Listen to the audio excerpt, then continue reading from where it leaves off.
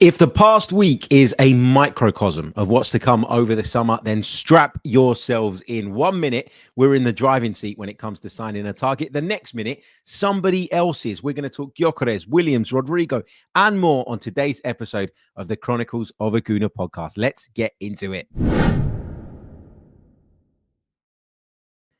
Hey everybody, how are we doing? Welcome back to another live episode of the Chronicles of a Gooner podcast with me, your host, Harry Symeou. It is a cloudy and miserable Wednesday morning here in North London. That must be because Tottenham are contesting a European final tonight. I mean, that's the worst possible final we could hope for, right?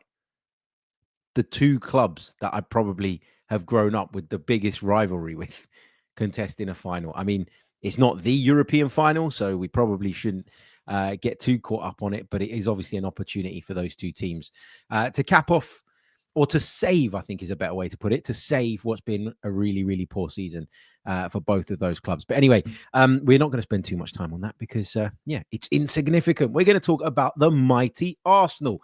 And a big good morning to everybody joining us in the live chat today. Great to see so many of you with us.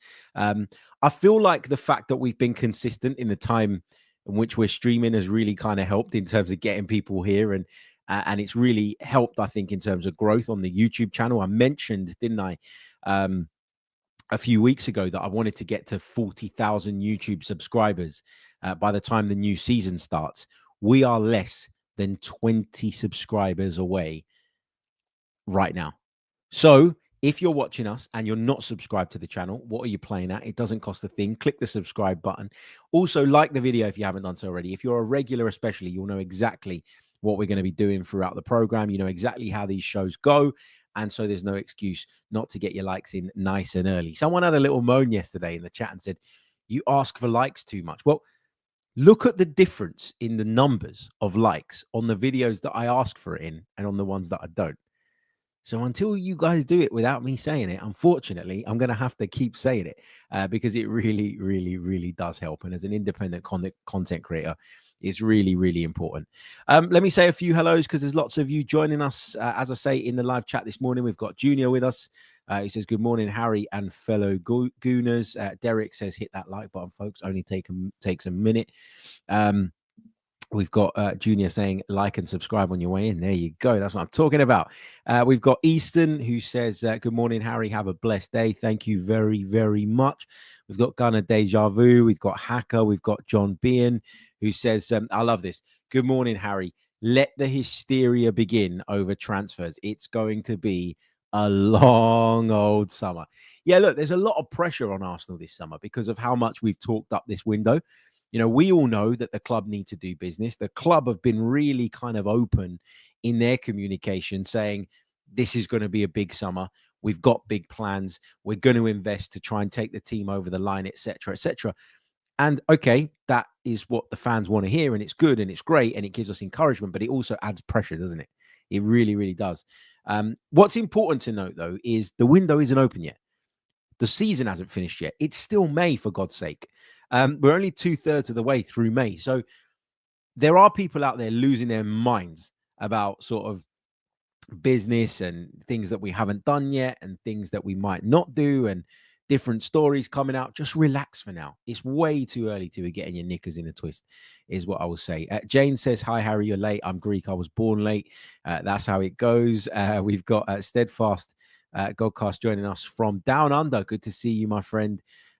We've got Anwar joining us from St. Cloud, Minnesota. He's traveling from St. Cloud, Minnesota to Kenya today. I couldn't miss your podcast. Thank you so much, mate. Good to see you. We've got Adian. We've got Lee. We have got so many of you. I'm going to stop because I'll just keep talking or I'll just keep reading off names and we'll never get to the content. So anyway, let's get into it. Let's talk Arsenal. Let's discuss some of this transfer stuff. Let's bring you those stories.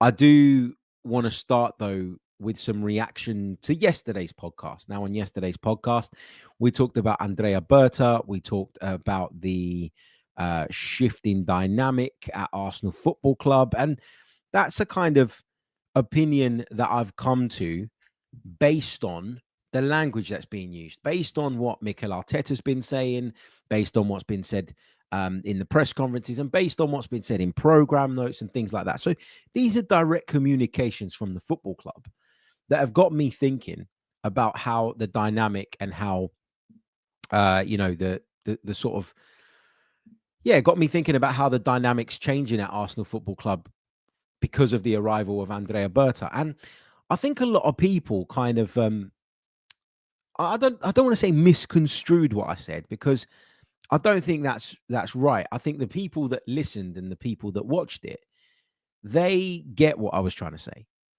I think it's the people that didn't watch it that maybe got sucked in by the title a little bit. It's those people that sort of jumped into the comment section and were having a go and having a pop. And listen, I ain't got a problem with people criticizing my view or my opinion, but at least listen to it before you do. My point was not that this power shift is a bad thing. Actually, I think it's a good thing. I think it's important to share the responsibility among a really competent group of people.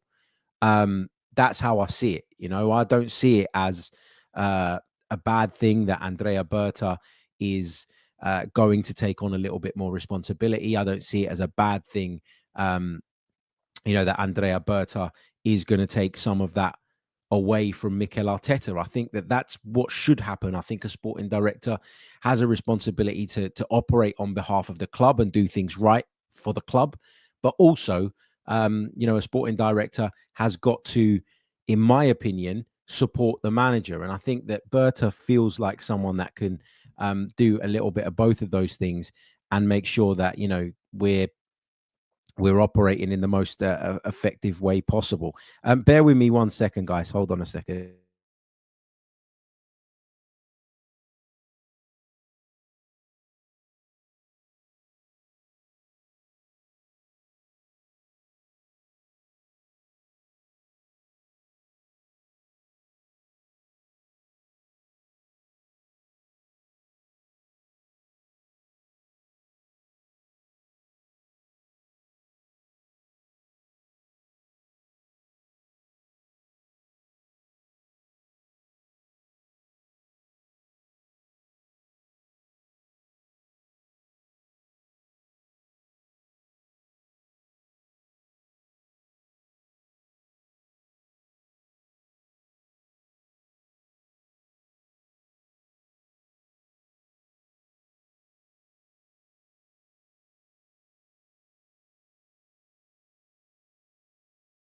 Hey guys, bear with me. I've got a really, really important delivery at the door. I'll be there in just a second, okay? I'm really, really sorry about this.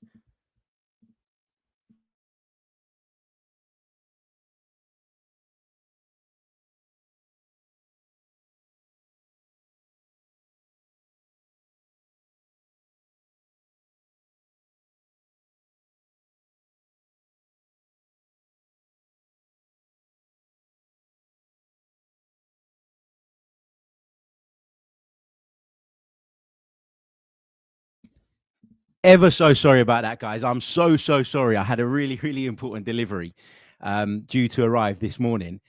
And of course, it arrives while I'm live on the stream. Typical. And no one else is home. So I've had to run and get that. I'm so sorry, guys. Really, really poor from me. But what was I saying? Yeah. I was talking about, the need to support the manager, the need for Andrea Berta to do a little bit of both, support the manager, but also work for the club, do what the club need, put the club's interests first. And I think it's a good thing that we've got someone experienced that might challenge him and that might take certain elements, of the job away from the manager. Because I think you can get in a place where you're asking too much of the manager. I really, really do believe that. Bloody hell, out of breath, running to the door and back. The things I do to keep this stream going, bloody hell. You're listening to the Chronicles of a Gooner. Like and subscribe.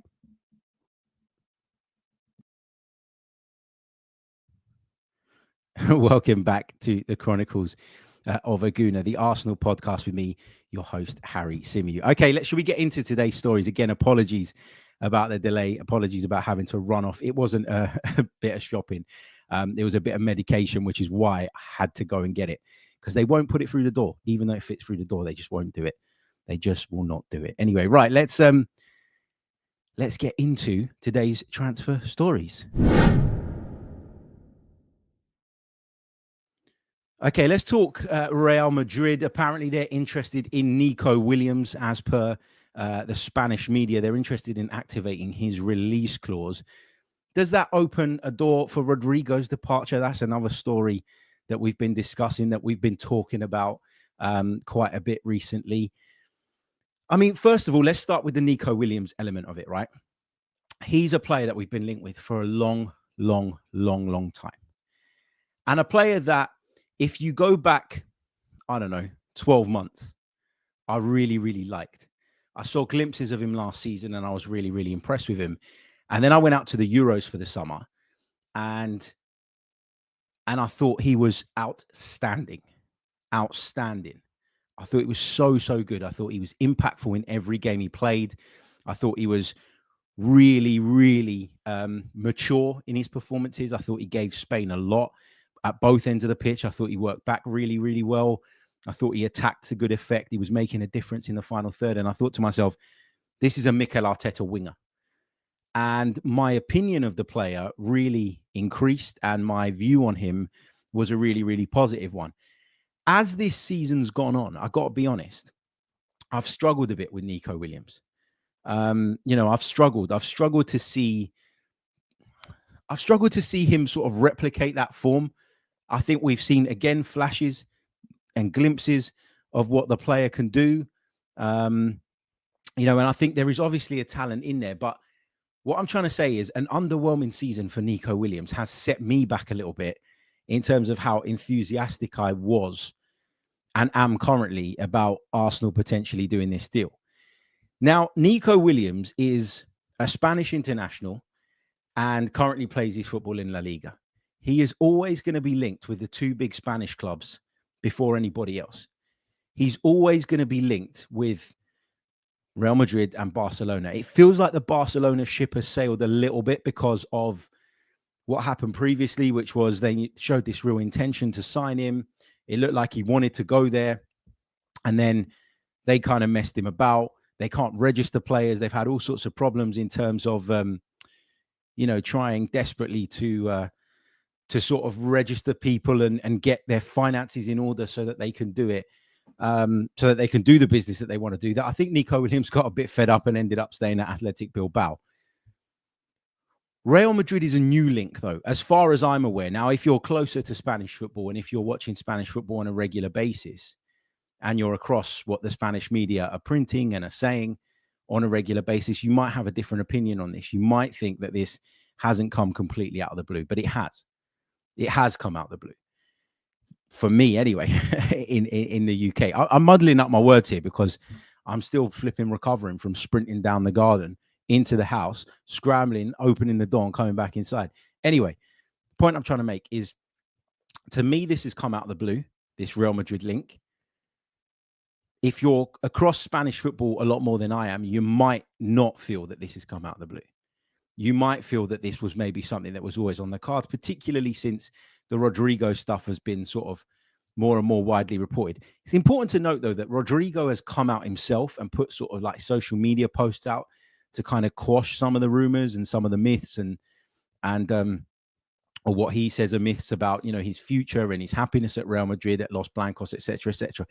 It's difficult to know really what's going on because I think the Spanish media can be just as, if not more, sensationalist than the media that we have here in the UK. So I think for me, I take all of this with a pinch of salt. But if Real Madrid are interested in Nico Williams, that means that Nico Williams probably has to go and play on the other flank, on the right flank. And I would argue that he's a more effective player from the left-hand side.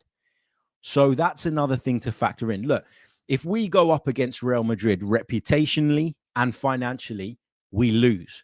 Okay, 9 times out of 10, we lose, particularly if you're a Spanish international, particularly if you don't want to uproot and move to England. Real Madrid is a really appealing prospect. Factor in that Xabi Alonso is coming in. It makes sense. But at the same time, I'm having a hard time kind of believing that Real Madrid are as interested in Nico Williams as is being reported at the moment, because if they were, with that release clause, 58 million quid or whatever it is, 58 million euros, I think it is, in fact, you'd probably have made a move for him sooner. After the Euros was the time where his stock was at an all-time high. Now it's not anymore. It's taken a dip. It's dropped off. It's not where it was. And do Real Madrid think they can get a tune out of him? Do Arsenal think they can get a tune out of him? It seems like both clubs do believe that. But I feel like for Arsenal, him coming in as a left winger, it's a better fit for him in terms of what he does best and in terms of the position from which he operates best than it is where he'd go to Real Madrid and he'd never displace Vinicius Jr.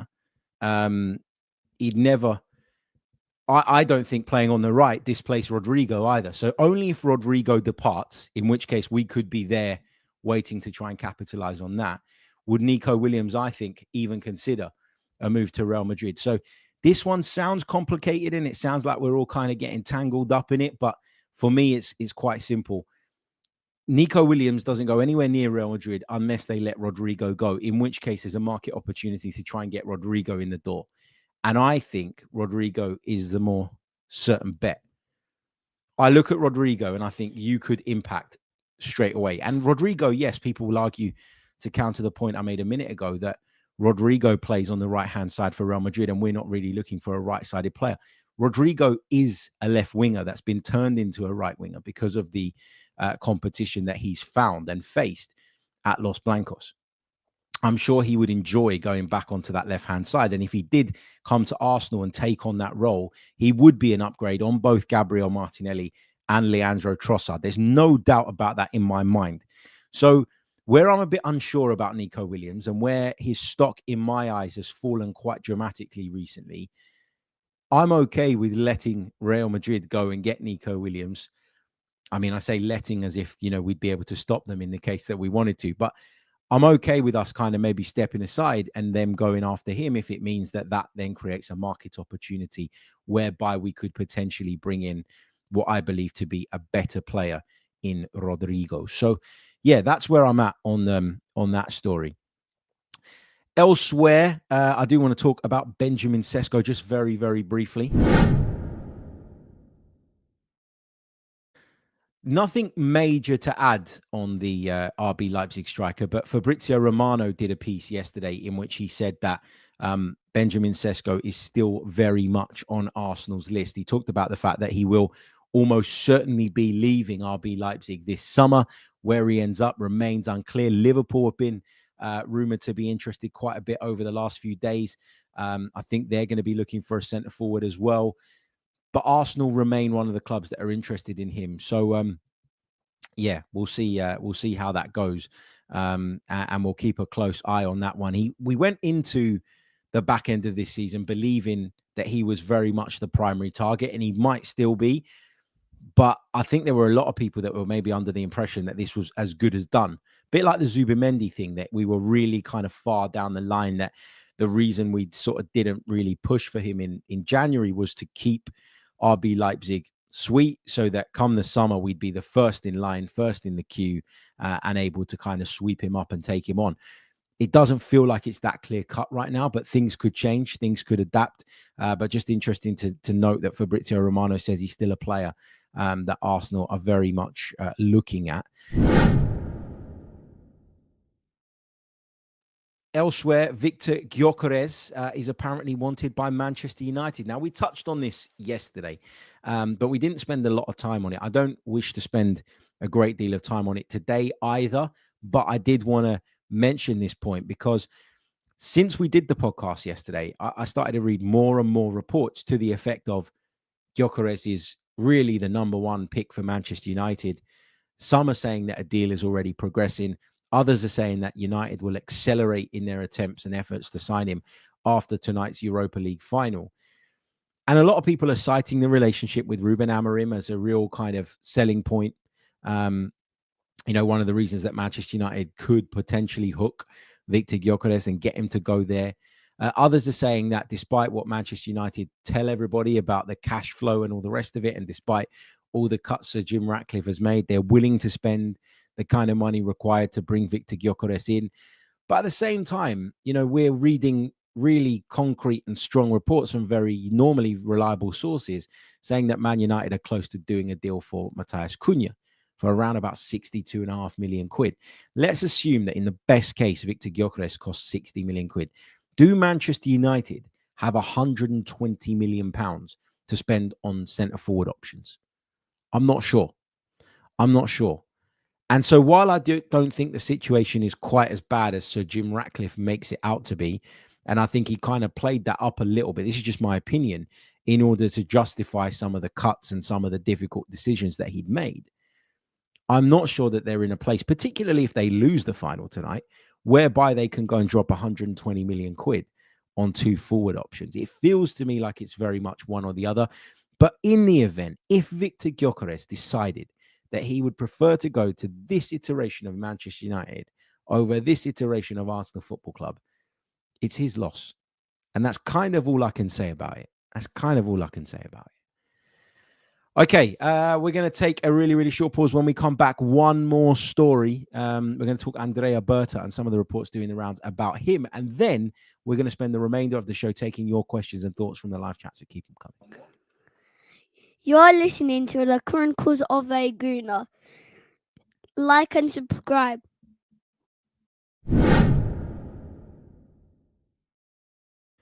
You heard the man. You're listening to the Chronicles of a Gooner podcast with me, Harry Symeou. Like and subscribe if you haven't done so already. It really, really does help. I can see there are hundreds and hundreds of you watching the podcast live with me right now on YouTube, but we're nowhere near the number of likes that we'd like. Let's get up to at least 500 likes on this video. Come on, it should be easy. There's more than enough of you watching. It doesn't cost a thing. Subscribe to the channel if you haven't done so already. Help us get over the line. We're crawling towards the 40,000 mark. Maybe, if everybody helps, we'll get there today. Who knows? Also, if you want to become a patron, you can do so. Visit the link in the description, patreon.com / the Chronicles of a Gooner. You can sign up, and not only do you get exclusive content, but you also get access to all our episodes completely ad-free, which I know is a big deal for a lot of people. Okay, let's talk Andrea Berta then, shall we? So we're learning about this guy, right? We're learning about our new sporting director. We're trying to figure out what he's like. He hasn't spoken much, and I've told you guys before that I know his English is still very limited, and so the likelihood of him coming out and doing a real kind of in-depth rallying cry type speech and really kind of setting out his stall right now is not very likely, right? We're not going to see that. We've kind of got to judge him right now based on his actions, and his actions are going to be, I think, key and pivotal to what happens this summer. And I've read some interesting reports over the last sort of 24 hours that I wanted to just kind of break down a little bit about the way that Andrea Berta goes about doing his transfer business. Now, what we've seen in recent years is Arsenal, I think, fail to pivot well enough. I think in the past, we've seen good examples of it. So, for instance, the year we were trying desperately to sign Mykhailo Mudryk, and then we pivoted to Leandro Trossard, got him for like a third of the price, and he was a much better signing. Look at where the two of them are right now comparatively. It was the much better signing. But was that because we recognized that Mykhailo Mudryk was not the answer? Or was it because Chelsea beat us to him, and did we dodge a bullet rather than making a really good strategic decision and pivoting from one direction to the other? I think it was probably the latter. So then you look at future business, or I say future business after that. Take the Raheem Sterling thing, for example, right? We were in pursuit of a forward for the entirety of last summer, you'd imagine. We get to the end of the window. We haven't got what we wanted. We haven't got who we wanted. And we end up going and getting Raheem Sterling on a loan deal. Now, at the time, I thought, okay, if we're really stuck, this guy's experienced. He's been there, done it. He's been around the block. He could be of benefit to us. And I said at the time, even if he produces 8 to 10 goals over the course of the entire campaign, coming in and out of the side, playing in the cup games, maybe getting 20, 30 minutes at the end of games, when we knew even at that point that Bukayo Saka probably needed a breather from time to time, this could be a decent signing and one that allows us to then go forward in the upcoming windows and do the business that we actually wanted and that we actually prioritized. I look at it quite differently now, and I appreciate that the reason I look at it differently is because of how dramatically the Raheem Sterling transfer failed. Now, there will be people out there that at the time said, don't sign him, waste the time, that were really, really underwhelmed by that particular business. And to them, I say this: you've been proven right in that he wasn't the right signing and it's not worked out. But not even you guys, not even, and feel free to kind of put your hands up here and tell me how you were feeling at the time via the live chat. But I don't think even Mikel Arteta's biggest critics, even the club's biggest critics, thought that it was going to go this badly. Like the way in which this deal has gone badly is unprecedented. Like, there were doubts, right? There were question marks, but nobody thought that Raheem Sterling was going to be this complete and utter failure at Arsenal that he's proven to be. And maybe the environment wasn't right. Maybe, he's played too much football over the course of his career and it's just gone. Maybe the hunger's not there anymore. Maybe the desire's not there anymore. I'm always wary of going too big on those things because I don't know the guy. I don't know the man. It's difficult to kind of draw those types of conclusions. But what's clear is that it's failed. So one of the things that kind of triggered in me at the time was, okay, well, how good are we at pivoting from one target to the next quite seamlessly and being able to still ensure that we leave our squad, or we make our squad, stronger by the end of it? I think that's something we got to work on. And the reason I talk about this and highlight this and bring this up is because Andrea Berta, according to multiple reports, is talking to lots and lots of players. I even read one report yesterday, and forgive me because I can't remember who it came from, but there was one that said something along the lines of he's speaking to about 10 to 15 attackers right now. And then it's a case of, process of elimination. And that way you've always got that option to pivot to. And that way you do get business done and you don't leave yourselves short and you don't leave yourselves with players that you don't think are at the level out of desperation, or that you've signed out of desperation more than anything else. So, yeah, his approach, it's not a very orthodox one, because I think, if you're a player that's thinking about signing for Arsenal and has a number of clubs in for you, you might want to really kind of feel that Arsenal want you. You want to feel wanted. You want to feel trusted. You want to feel like there's good reason for them to come out and sort of pursue you over everybody else. But if and these things get around, and football's a small world, and news travels, if you know that, for example, they're talking to you, but they're talking to 5, 6 other attackers, do you feel as wanted? And then are you as desperate to join Arsenal Football Club? So it can work both ways, right? It can protect you against being left with nothing. It can protect you against the problem of pivoting and finding yourself going into corners and hitting brick walls and not finding, the sort of solutions that you want. But it can also devalue some of those talks. It can also put players in a position where they don't believe that they're your priority anymore. And that can make negotiations, particularly when there are multiple clubs interested, that little bit more difficult. So, yeah, it's interesting. Apparently, this is what Berta does. This is how he does it. This is how he goes about it. Be interesting to see what the results look like, though, because ultimately, football's a results business when it comes to on the pitch, but also off the pitch as well. When it comes to transfer negotiations, we can talk about aura. We can talk about being a good seller, being a whatever. Right? It's nothing to like, obviously that plays a part, but come the end of the day, all we're looking at is the result. Did you make the team better or not? Did you bring enough in to get the team over the line? Because as I said yesterday, there's a direct correlation between being really good in the market and results on the pitch as well. This idea that, it's all on the coach. Now, the coach plays a big part, of course, but this idea that it's all on the coach and that recruitment has nothing to do with it, wild and nonsensical. So I just wanted to highlight that point, that it's being reported quite widely that Andrea Berta does like to do things this way, that he does like to go out there and discuss the possibility of a move with multiple options before then kind of narrowing down that shortlist and then really kind of stepping up the pursuit of certain players. Now, is it a very, very sort of informal testing of the waters? Via an intermediary, would X player who's a client of yours be interested or open to a move to Arsenal? And then if that's a player that we choose not to pursue, is that kind of as far as it goes? In which case, these kind of tentative inquiries, they happen all the time and it's not such a big deal. Or is there an actual meet? Is there an actual conversation between the Arsenal sporting director and potential suitors?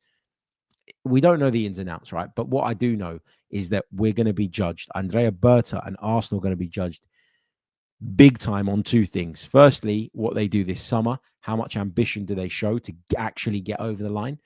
And secondly, do they actually manage it? And whether they manage it or not is going to be directly impacted by whether they're able to do what we all know they need to do this summer. So there is a link, there is a connection, there is a correlation between those things. Okay, let's take your questions then for the final 10, 15 minutes of the show. I'd love to hear from you. Get involved in the live chat, like, subscribe, leave us a review, all the usual stuff, and we'll do your questions now.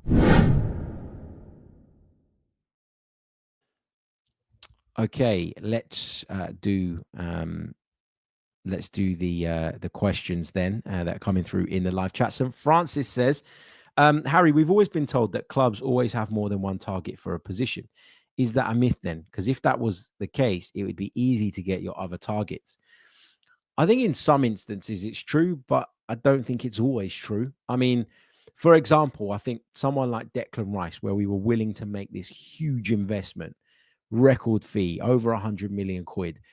I don't believe that there was anyone else out there that Arsenal was seriously wanting at that time, and hence why they went so big and so strong in order to get Declan Rice. And they were chatting to Declan Rice for months before. So do you see what I mean? If then Declan Rice discovers that I'm not the only one that you've been talking to in this way, or that you've been promising you'd spend 100 million quid for if that's what it took, that doesn't make him feel as wanted, and that doesn't make him feel as special, if you like, which then maybe opens his mind to the possibility of, for instance, in that case, joining Man City, who we knew were interested up to a certain point. So I do think that there will be times where multiple targets exist and multiple targets are in place. But I think sometimes there'll be players that you look at and you go, he's the one, I want him, and I'm going to make sure that I get him no matter what it takes. I think that was the case with Rice. I think someone like Trossard, maybe, that was clearly a pivot in a different direction.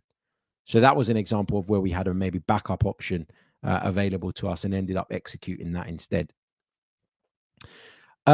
The Arsenal perspective says Berta has signed some good players in the past. Doesn't that count for something in these negotiations? Yeah. His reputation is big, and it's much bigger than the reputation that Edu had as a sporting director. And for that reason, we're really, really lucky to have him, because it does make things easier in a lot of ways.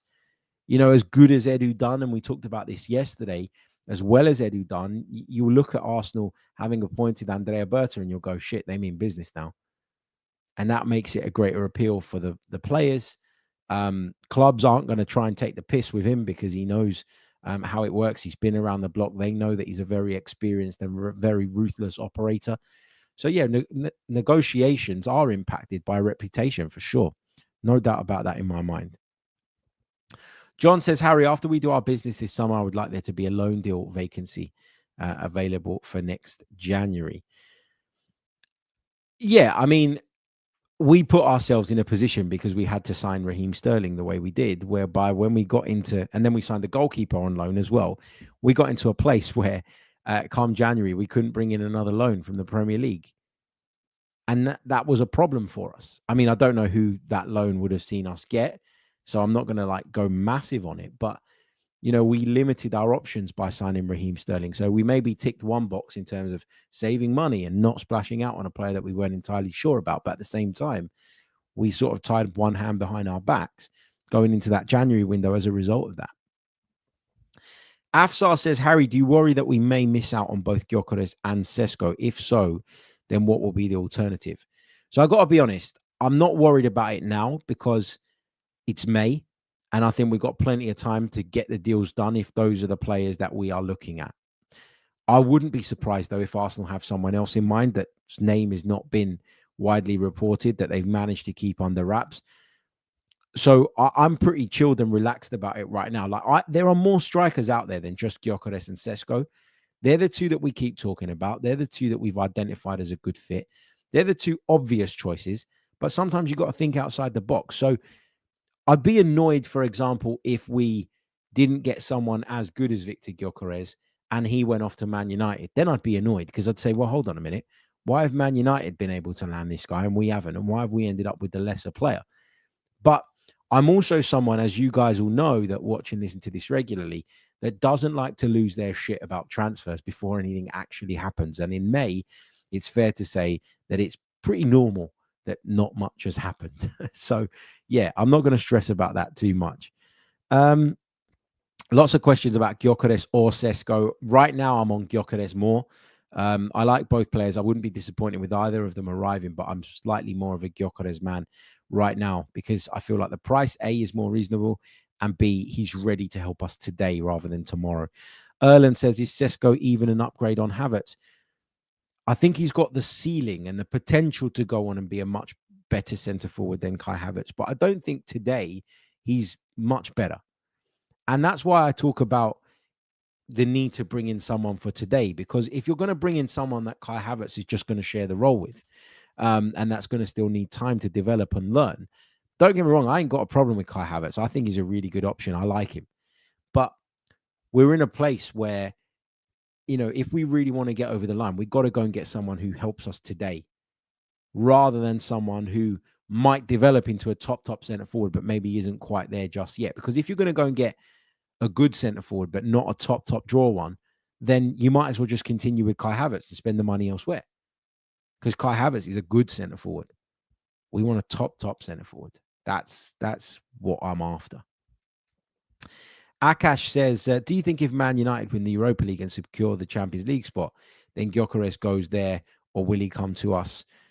Difficult to say, mate. Difficult to say. But if he does choose to go there over us, then I would question his sanity. I've got to be honest with you. It's been a graveyard for forwards for such a long time, Old Trafford. So, yeah, if he chooses that path, then he's not the guy for us.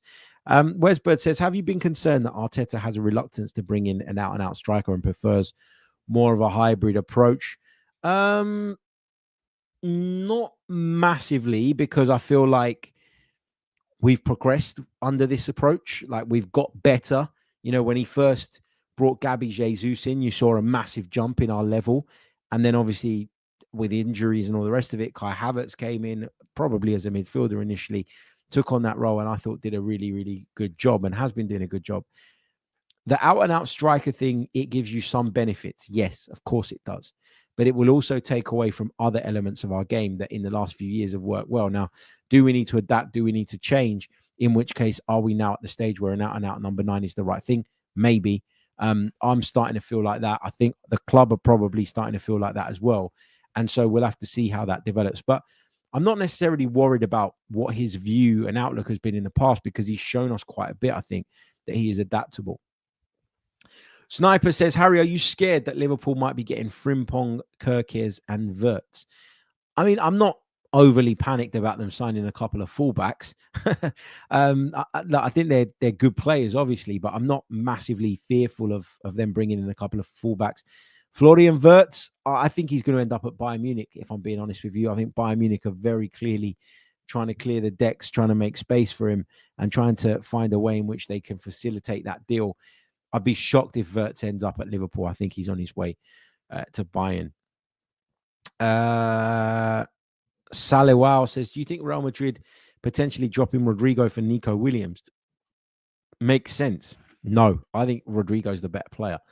But if the relationship with Rodrigo has broken down, then that changes things, doesn't it? You'd rather have a player that's 80% as good but has the right attitude and is wanting to be there than a player that's a bit better but doesn't want to be there. You know, it's kind of about weighing all of that up, isn't it?